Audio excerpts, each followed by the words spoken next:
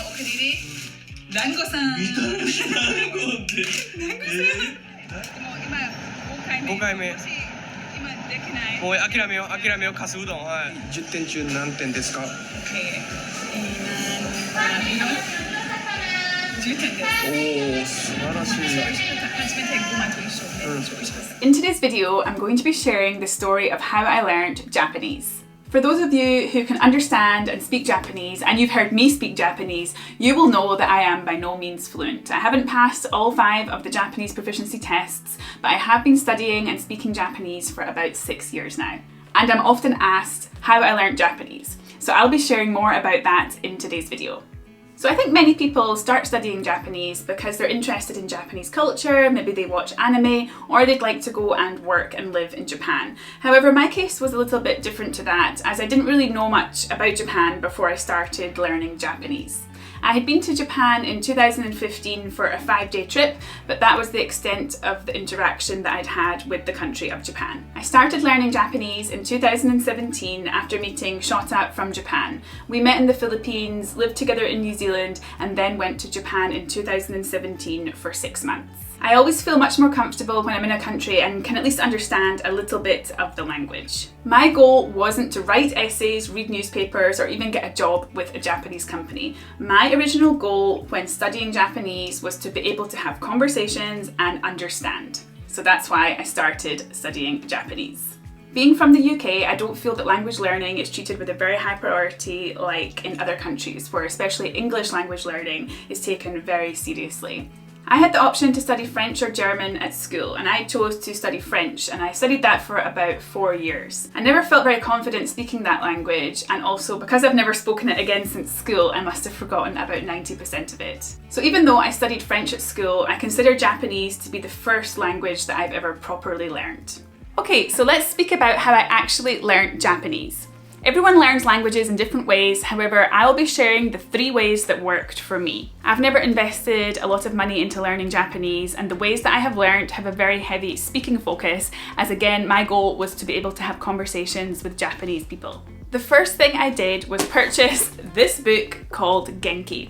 It's one of the most popular books for Japanese language learners. It's perfect for beginners, and it teaches you commonly used grammar and vocabulary. It's a well-structured textbook which presents everything in a logical sequence with clear explanations. There's also this exercise book you can get, so after completing a chapter, you can do exercises to practice what you've been learning. I worked my way through all the chapters of this book and then also taught myself the 2 Japanese alphabets, hiragana and katakana. These are essential if you want to be able to read and write in Japanese. I did find that some of the phrases and sentences that I was learning in the Genki textbook were quite formal. This formal style of Japanese is called keigo. And I did have experiences where Japanese people would sometimes find it funny that I was speaking in such a formal way in a very casual situation. I found that using this Genki textbook was a fantastic, cost-effective way to learn the basics of Japanese language, and I started to become very motivated when I started hearing words that I'd learned from the textbook in real-life situations. After a few months learning some basic vocabulary and grammar, I knew it was time to start practicing what I'd been self-studying in the textbook. Although I was surrounded by native speakers in Japan, I didn't want to bother them with all my grammar questions. And that's when I discovered italki. Italki is an online platform that offers one-to-one custom language lessons with high-quality native speaking teachers. Most of the teachers on italki have teaching qualifications, and you can choose from many different teachers and many different types of lessons. I have been using italki for over 6 years now, and I have taken hundreds of lessons on the platform. You can learn Japanese, English, and more than 150 languages on italki. You pay per lesson, so there's no commitment and no subscription. Lessons are really affordable and are priced from only $5, which was amazing for me back in 2017 when I started learning Japanese because I didn't have a big budget to be spending on language learning. The lessons can be completely customized depending on what you want to learn. I personally have had lessons for the Japanese proficiency test, grammar lessons, conversation practice lessons. I've read a news article before the class and then discussed it in the class with the teacher. And I've also practiced real life situations, like the time I was on a Japanese chat show and had to answer questions about myself in Japanese. I practiced being put on the spot and answering these questions in a class on italki before the real life situation. What I love the most about italki is that the lessons can be done anywhere at any time. I've been having lessons with the same teachers for years, and it doesn't matter if I'm in Scotland or somewhere else because the lessons are done remotely. All I need is Wi-Fi. I am now in Scotland and don't want to forget the Japanese that I've learned, so I am taking lessons regularly with my Japanese teacher Yuki. She's from the Kansai region of Japan, which is great because that's the dialect of Japanese I'm most comfortable speaking and understanding. おじいさんがレディオをくれました。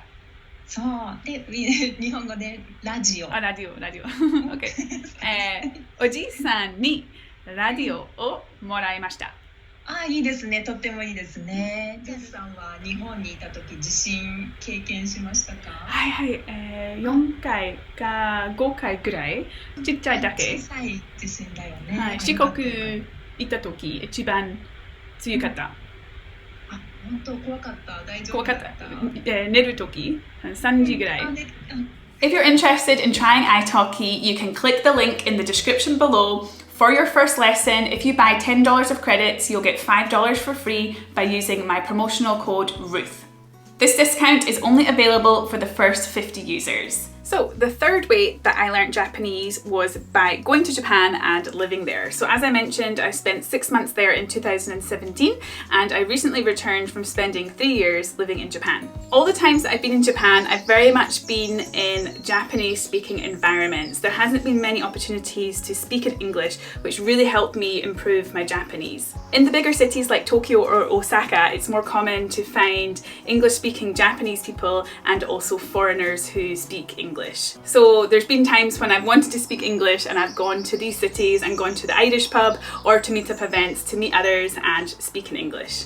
After using the Genki textbook and also practicing my conversations on italki, I had built up some confidence to have more conversations with real-life Japanese people in Japan. I started going out to bars and I always get better at speaking Japanese after a few beers.